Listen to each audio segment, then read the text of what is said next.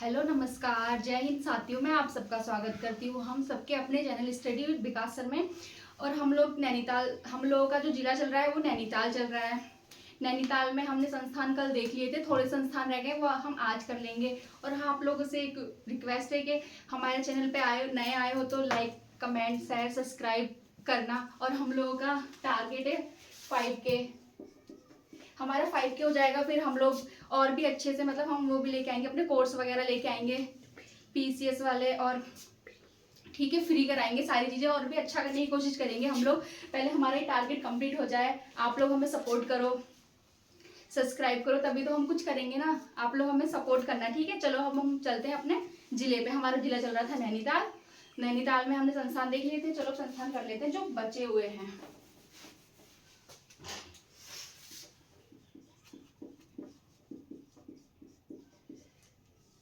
संस्थान, ठीक है। हम पहले यहाँ देखेंगे कुमाऊं मंडल विकास निगम। कुमाऊं मंडल विकास निगम की स्थापना कब हुई थी?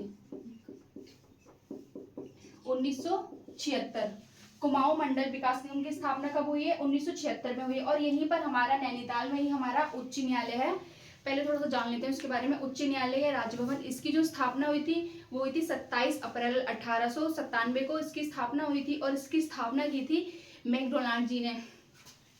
स्टीवेंसन मैकडोनाल्ड जी ने इसकी स्थापना की थी। और ये पूर्ण 1900 में हुआ था। और इसी को उच्च न्यायालय का जो दर्जा, जो काम जो शुरू हुआ था यहाँ पे, वो हमारा हुआ था 9 नवंबर 2000 को। यहाँ इसमें काम स्टार्ट हुआ था।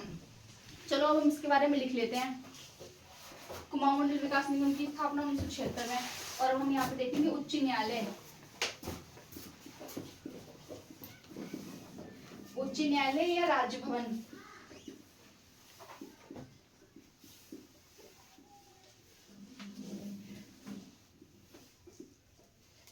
24 अप्रैल 1897 में। और ये निर्माण इसका किया था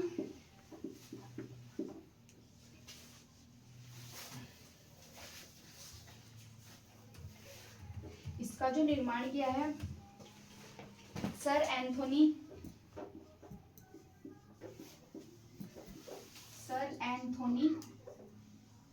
मैकडोनाल्ड।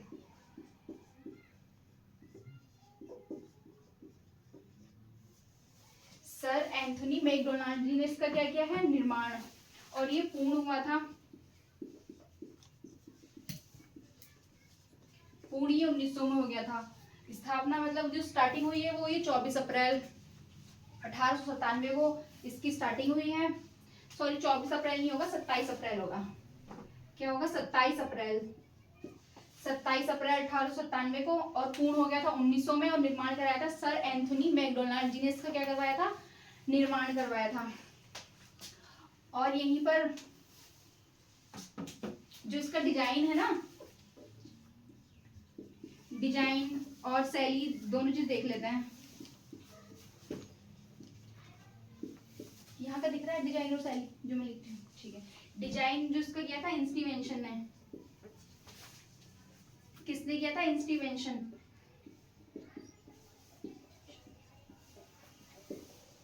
इंस्टीवेंशन ने डिजाइन। और ये था गोथिक शैली में।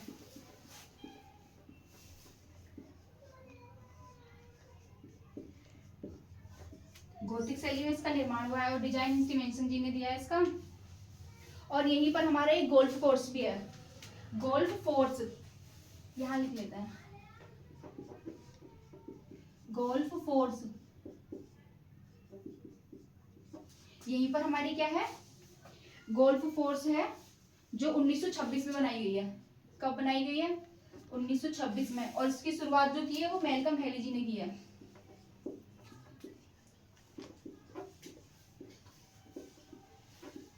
मैल्कम हेली जी द्वारा शुरुआत किसने की है? मैल्कम हेली ने की है। गोल्फ फोर्स की शुरुआत 1926 में किसने की है? मैल्कम हेली ने की है। एक बार रिवाइज कर लेते हैं। कुमाऊं मंडल विकास निगम की स्थापना 1976 में हुई। जो हमारा उच्च न्यायालय है, ये पहले राजभवन था। और इसकी जो निर्माण हुआ है 27 अप्रैल 1897 में हुआ है और इसका निर्माण किया सर एंथोनी मैकडोनाल्ड जी, मैकडोनाल्ड ने इसका, और ये पूर्ण जो हुआ है 1900 में डिजाइन इसकी इन्वेंशन दिया है और ये गोथिक शैली में है। और यहीं पर हमारा क्या है गोल्फ फोर्स है जो 1926 में बना था और ये मेलकम हेली ने इसकी क्या की थी, शुरुआत की थी। उतार लो आप लोग इसको पहले।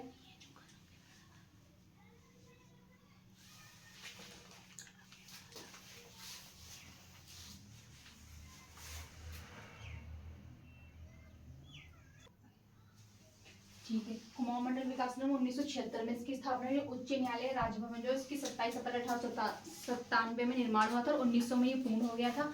और इसका निर्माण का श्रेय जाता है सर एंथोनी मैकडोनाल्ड को का श्रेय जाता है और इसका जो डिजाइन है वो इंस्टीमेंशन ने तैयार किया था। और ये कौन सी शैली में बना है, गौतिक शैली में बना है। उतार लिया होगा आप लोगों ने, चलो आगे देख लेते हैं इसके बारे में। और गोल्फ फोर्स 1926 में शुरुआत हुई थी और मेलकम हेली ने इसकी शुरुआत की थी।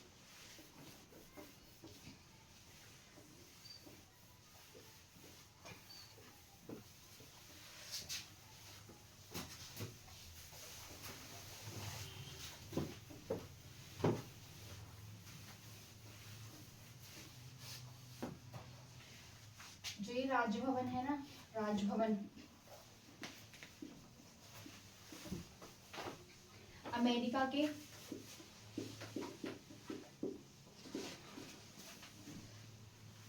के वर्लिंगम पैलेस की तर्ज पर है।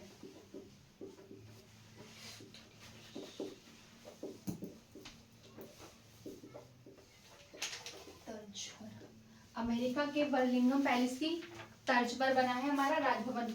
अमेरिका के वर्लिंगम पैलेस की तर्ज पर कब बना था ये, और ये हमारा बना था 1900 में पूर्ण हो गया था। और ये किसके तर्ज पर है, अमेरिका के वर्लिंगम के तर्ज पर है। और यहीं पर जो प्रथम जो हमारे रहे थे प्रथम British governor,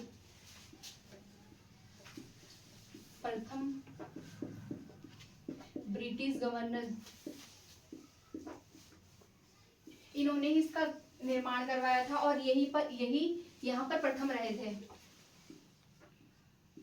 sir Anthony McDonald. कौन रहे थे यहाँ पे, सर एंथोनी मैकडोनाल्ड। ये ब्रिटिश गवर्नर थे और यही मतलब इन्होंने इसका निर्माण करवाया था और ये यहाँ पर रहे थे पहले। और यहाँ पर जो हमारी भारतीय महिला थी सरोजनी नायडू जी, वो भी यहाँ पर रही थी। ये तो हमारे ब्रिटिश गवर्नर हो गए, जो हमारी भारतीय महिला थी, भारतीयों में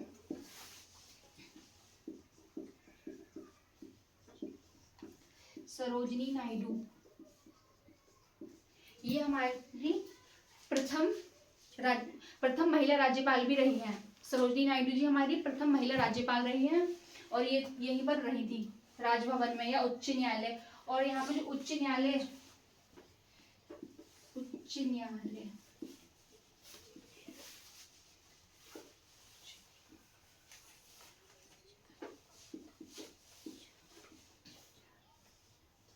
न्यायालय में कार्य जो प्रारंभ हुआ था 9 नवंबर 2000 में हुआ था। 9 नवंबर 2000 को हमारा उत्तराखंड का स्थापना दिवस मनाया जाता है। उत्तराखंड की स्थापना भी कब हुई थी, 9 नवंबर 2000 को हुई थी। और ये जो उच्च न्यायालय इसमें जो कार्य स्टार्ट हुआ था वो भी हुआ था 9 नवंबर 2000 को स्टार्ट हुआ था। एक बार और देख लेते हैं, ठीक है।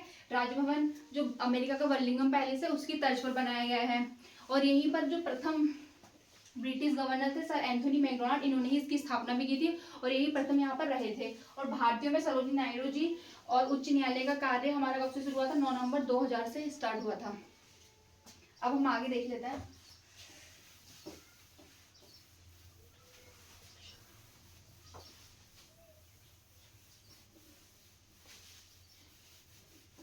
नेक्स्ट हम देखेंगे आर्यभट्ट प्रशिक्षण शोध संस्थान।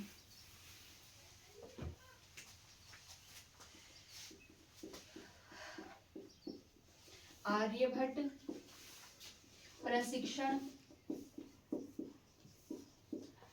प्रशिक्षण शोध संस्थान।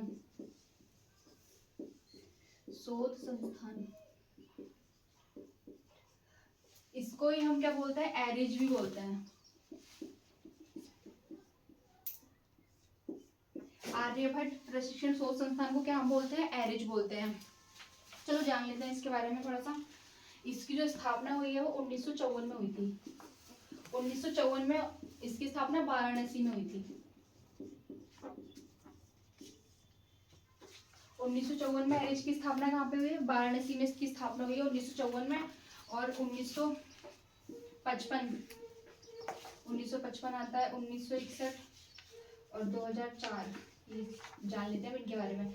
1955 में ये शेर का डांडा में लाया गया था, नैनीताल के शेर का डांडा पहाड़ी पर।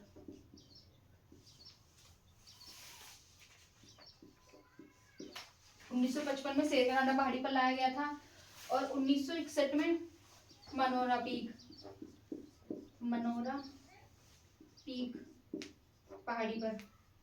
पीक पहाड़ी, यहीं पर इसको तरल लिक्विड दूरबीन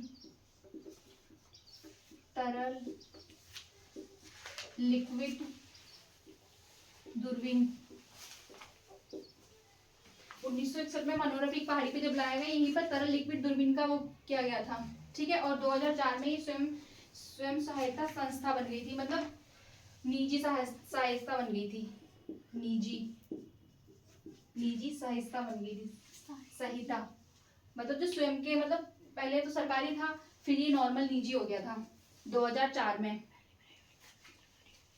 और 2016 में नैनीताल के देवस्थल में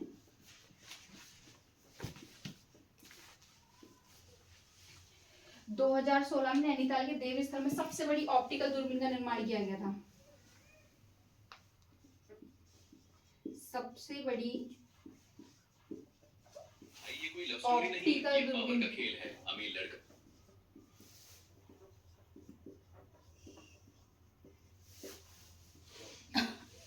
सबसे बड़ी ऑप्टिकल दूरबीन का निर्माण कब हुआ था, 2016 में देवस्थल, नैनीताल के देवस्थल में सबसे बड़ी ऑप्टिकल दूरबीन लाई गई थी 2016 में। और ये जो लाई गई है ये बेल्जियम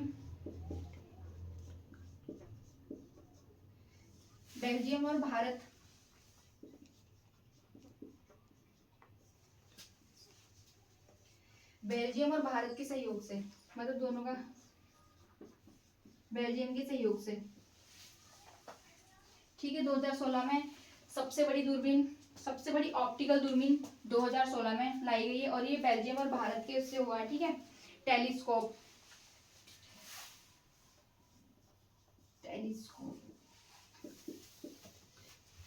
बेल्जियम प्लस भारत। उतारो आप लोग इसको जल्दी से।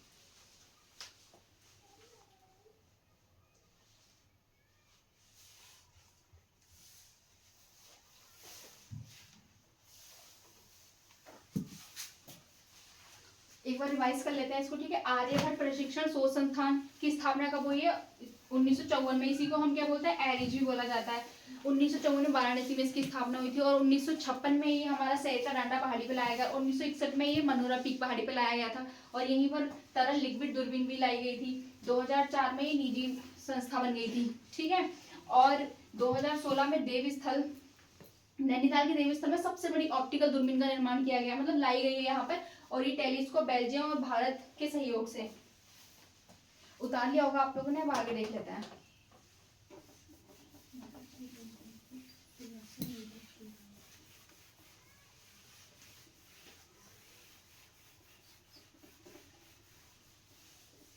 अब हम देखेंगे रामगढ़ के बारे में जानेंगे।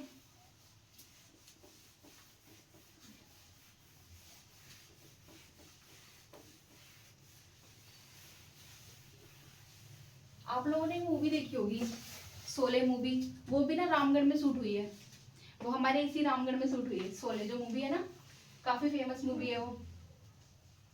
अब हम क्या करते देख रहे हैं रामगढ़ के बारे में। रामगढ़ जो है कुमाऊं में फलों का कटोरा कहा जाता है। देखी होगी ना आप लोगों ने शोले मूवी। काफी अच्छी मूवी थी। उसके डायलॉग तो काफी फेमस है, काफी सारे, बसंती करके भी है ना। चलो अब हम क्या देख रहे थे, रामगढ़। रामगढ़ को हम कुमाऊं का कटोरा भी कहते हैं। कुमाऊं में फलों का कटोरा, क्योंकि यहाँ पे फल बहुत अच्छे होते हैं। कुमाऊं में फलों का कटोरा।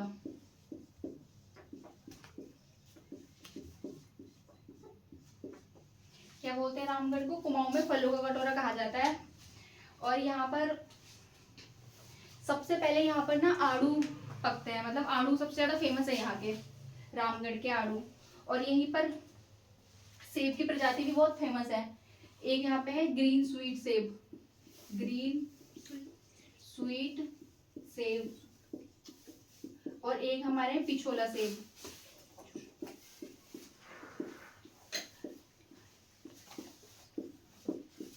ग्रीन स्वीट जो सेब की प्रजाति है ना, ये सबसे पहले पकती है,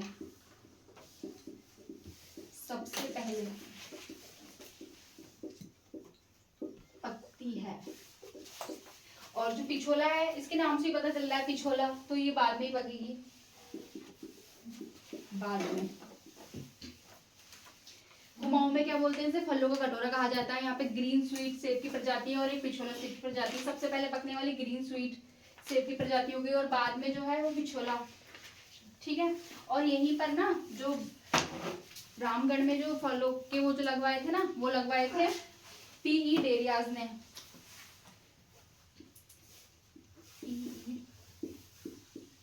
डेरियाज, पीई डेरियाज द्वारा फल उद्यान लगाए गए थे रामगढ़ में। रामगढ़ में फल उद्यान,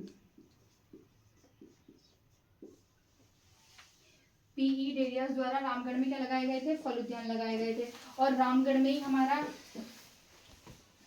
महादेवी वर्मा संग्रहालय है। महादेवी वर्मा, महादेवी वर्मा जी का संग्रहालय।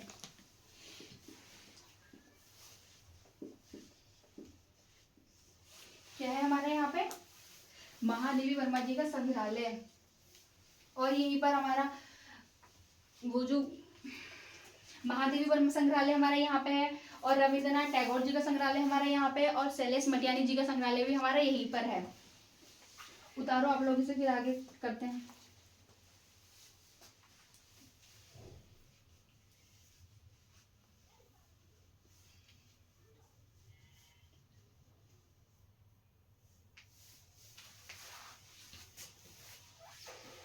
उतार लिया होगा, चलो एक बार रिवाइज कर लेते हैं। कुमाऊं में फलों का कटोरा किसको कहा जाता है, रामगढ़ को, ठीक है। और ग्रीन स्वीट से पिछोला से सबसे पहले पकने वाला हो गया हमारा ग्रीन स्वीट, और बाद में पकने वाला हमारा क्या हो जाएगा, पिछोला सेब। यहाँ पे पीई डेरियाज ने रामगढ़ में फल उद्यान लगाए थे, फल उद्यान लगाए थे। और यहीं पर महादेवी वर्मा जी का संग्रहालय है। और महादेवी वर्मा जी के बारे में आपको और अच्छे से जानना है तो विकास सर पढ़ा रहे हैं हिंदी में प्लेलिस्ट, तो आप वहाँ जाके अच्छे से उनके बारे में जान सकते हैं। और आरती मैम हमें, आरती मैम पढ़ाती है उत्तराखंड की हिस्ट्री, वो भी बहुत अच्छे से पढ़ाती है, समझाती है अच्छे से, आप वहाँ जाके भी देख सकते हो। चलो अब आगे देख लेते हैं।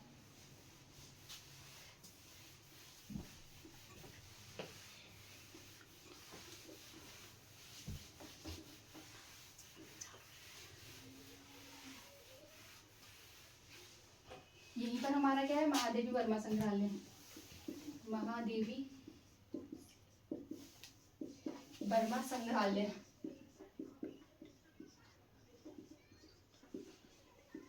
और यहीं पर हमारे रविंद्रनाथ टैगोर जी, रविंद्रनाथ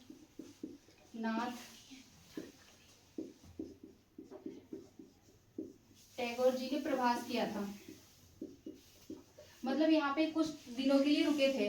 रविंद्रनाथ टैगोर जी यहाँ पे कुछ दिनों के लिए रुके थे, इसलिए जहाँ पे रुके थे ना, उसको हम क्या बोलते हैं, टैगोर टॉप, टैगोर टॉप। यहाँ पे इन्होंने प्रवास किया था, उस जगह का क्या नाम रख दिया गया है, टैगोर टॉप। और यहीं पर इनका संग्रहालय भी है, रविंद्रनाथ टैगोर जी का संग्रहालय भी यहीं पर है। और एक और शैलेश मटियानी जी, शैलेश मटियानी जी, मटियानी जी का संग्रहालय भी हमें कहाँ देखने को मिलता है? रामगढ़ में। संग्रहालय कहाँ मिलेगा? यही रामगढ़ में। महादेवी वर्मा जी का, रविंद्रनाथ टैगोर जी और सैलिस मटियानी जी, इन सबका संग्रहालय हमें कहाँ देखने को मिलेगा? रामगढ़ में। चलो अब आगे कर लेते हैं इसके बाद।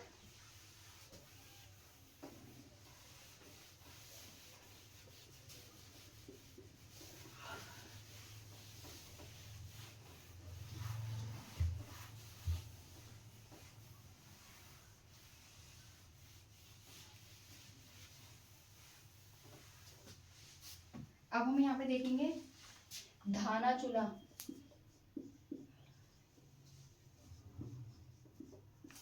क्या देखेंगे हम यहाँ पे?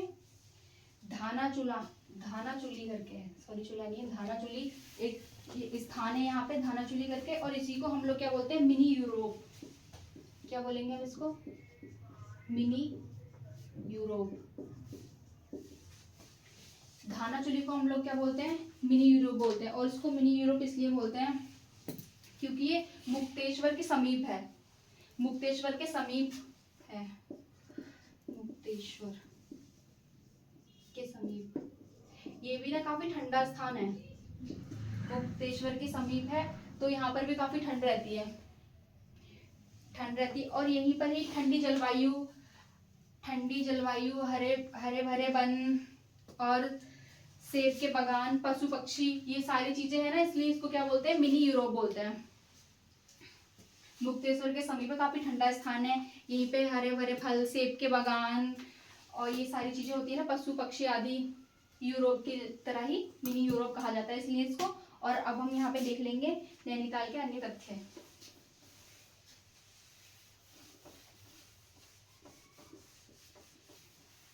अभी तक जो भी रह गया हमारा ना नैनीताल में, वो हम सब अब देख लेंगे अन्य तथ्य में।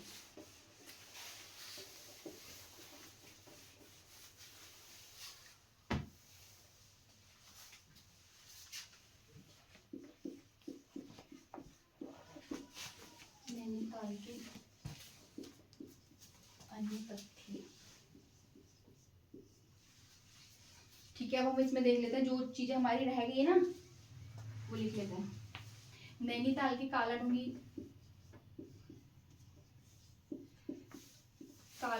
और प्लस रामगढ़ तो मैंने अभी आपको बताया ही था। इन दोनों स्थानों से ना हमें लोहा प्राप्त होता है। काला ढूंगी और रामगढ़ दोनों से हमें क्या मिलता है? लोहा प्राप्त होता है। और लोहा भी किस टाइप का? मैग्नेटाइट और हेमेटाइट।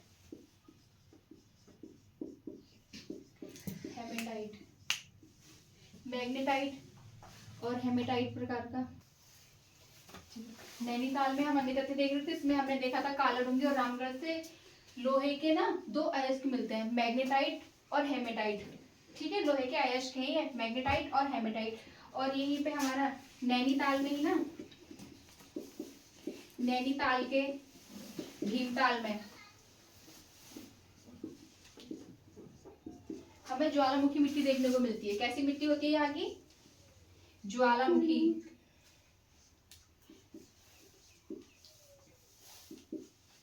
नैनीताल के भीमताल से हमें ज्वालामुखी मिट्टी देखने को मिलती है। ज्वालामुखी मिट्टी कहाँ से मिलती है? नैनीताल के भीमताल से। और यहीं पर हमारे दो दून भी हैं, पाटली दून है हमारा, और एक हमारा कोटा दून। यहाँ से हमें लोहे के दो अयस्क मिलते हैं, मैग्नेटाइट और हेमेटाइट। और नैनीताल के भीमताल में ज्वालामुखी मिट्टी है। और पाटली दून और कोटा दून जो हमारे नैनीताल में, जो पाटली दून है ये तो हमारे कॉर्बेट नेशनल पार्क में, इसके बारे में देख लेते हैं हम आगे।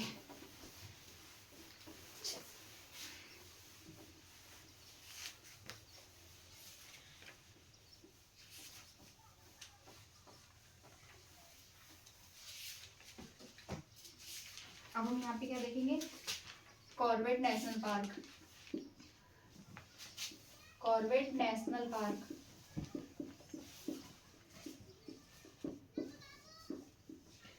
कॉर्बेट नेशनल पार्क, ये हमारा 2 जिलों में आता है, 2 जिलों में आता है, पौड़ी और नैनीताल। 2 जिलों में आता है हमारा, पौड़ी और नैनीताल में आता है। और इसका जो क्षेत्रफल है ना, क्षेत्रफल 520, क्षेत्रफल इसका 520.82। कॉर्बेट नेशनल पार्क का क्षेत्रफल कितना है हमारा, 520.82 क्षेत्रफल है। और ये पौड़ी और नैनीताल में आता है। हम देख लेते हैं किसमें कितना क्षेत्र आता है इसका। जो पौड़ी में आता है वो आता है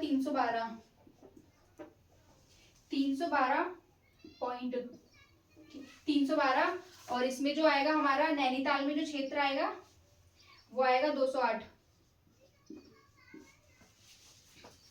पौड़ी में 312 आता है और नैनीताल में 208 आता है।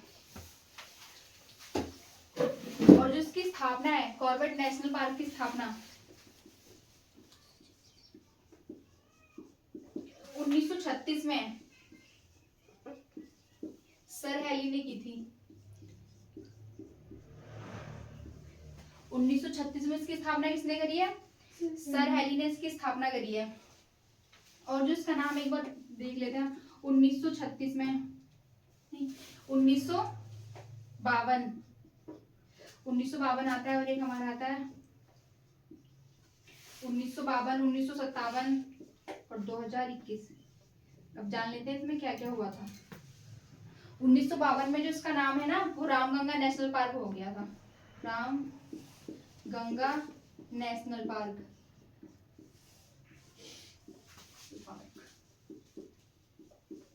फिर और 1957 में इसका नाम जिम कॉर्बेट पड़ा था, जिम कॉर्बेट 1957 में। और 2021 में पुनः इसका नाम क्या हो गया है, रामगंगा नेशनल पार्क।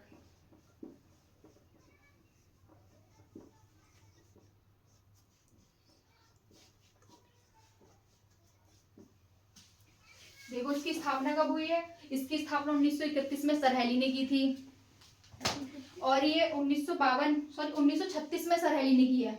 1936 में स्थापना किसने की है, सर हेली ने स्थापना करी है। 1952 में इसका नाम क्या था, रामगंगा नेशनल पार्क पड़ा था। और 1957 में इसका नाम क्या पड़ा है, जिम कॉर्बेट नेशनल पार्क का नाम पड़ा है। और 2021 में पुनः इसका नाम क्या हो गया है, रामगंगा नेशनल पार्क। क्षेत्रफल इसका कितना है, 520.82 इसका क्षेत्रफल है। और पौड़ी में मतलब पौड़ी में सर्वाधिक है, नैनीताल में कम है। देखो क्षेत्रफल में पता चल रहा है 312 पौड़ी में है और 208 कितना है हमारा नैनीताल में। तो ज्यादा कहाँ पर है इसका हिस्सा, पौड़ी में, और कम नैनीताल में। उतारो इसे, फिर आगे बताती हूँ इसी के बारे में थोड़ा सा।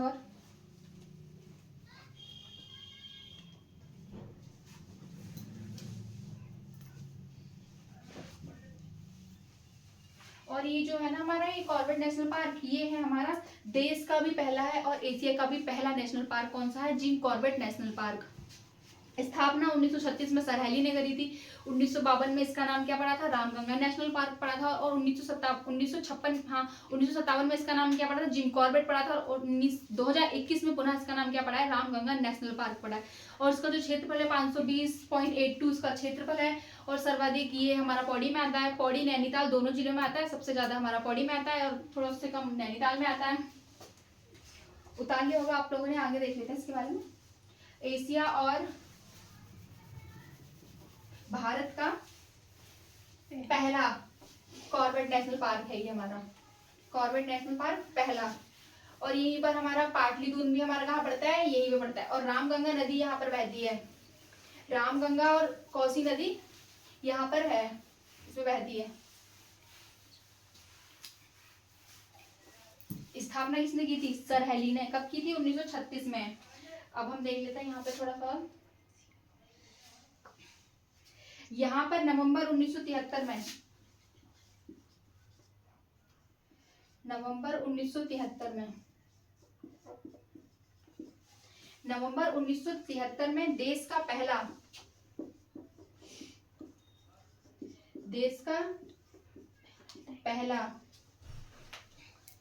टाइगर रिजर्व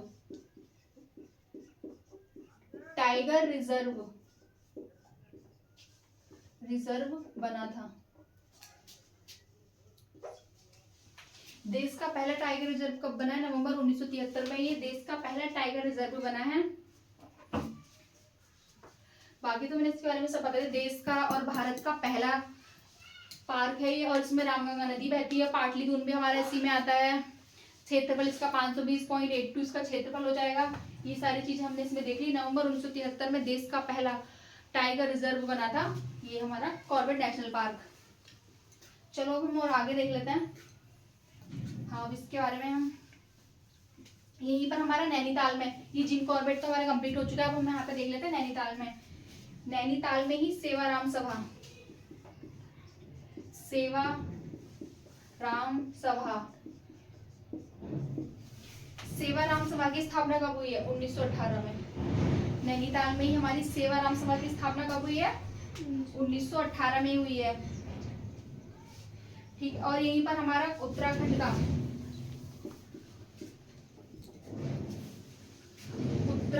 का मुक्त विश्वविद्यालय, मुक्त विश्वविद्यालय, उत्तराखंड का मुक्त विश्वविद्यालय कब बना था ये? 2005 में। 2005 में क्या बना है? उत्तराखंड का मुक्त विश्वविद्यालय बना है 2005 में।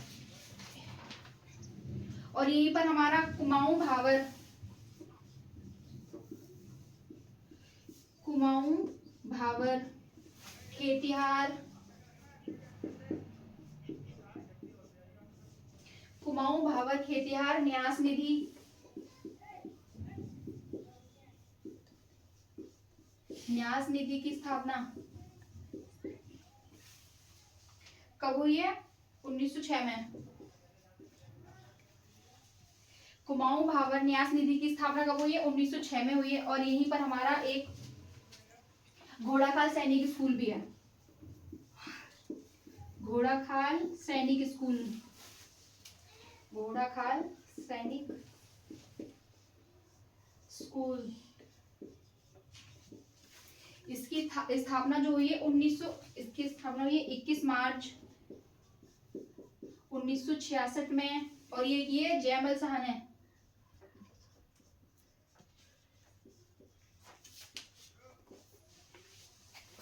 कब हुई है इसकी स्थापना?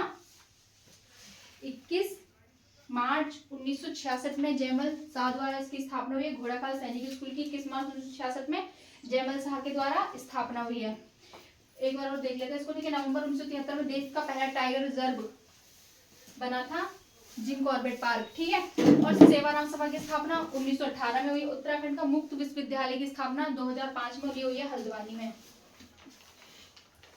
हल्द्वानी में इसकी स्थापना हुई है।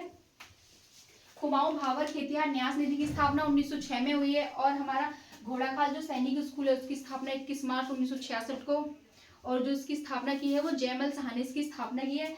अब हमारा नैनीताल जिला हो चुका है कंप्लीट, और अब हम नेक्स्ट जिला पढ़ेंगे पिथौरागढ़।